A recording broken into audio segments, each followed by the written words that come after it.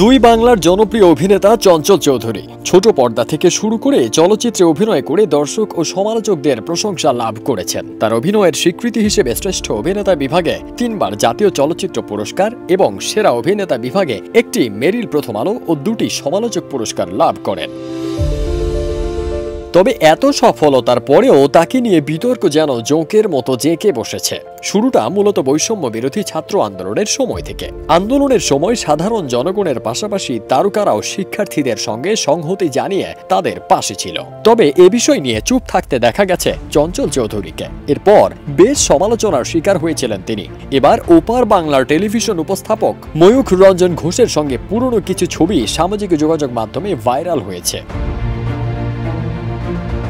২০২২ সালের সেপ্টেম্বর মাসে ময়ূখ তার ফেসবুক আইডিতে চঞ্চলকে ট্যাগ করে ছবি শেয়ার করেছিলেন, যেখানে ক্যাপশনে লিখেছিলেন, সাদা সাদা কালা কালা রং জমেছে সাদা কালা, হইছি আমি মন পাগলা, বসন্তকালে তুমি বন্ধু কালা পাখি, আমি যেন কি বসন্তকালে তোমায় বলতে পারিনি।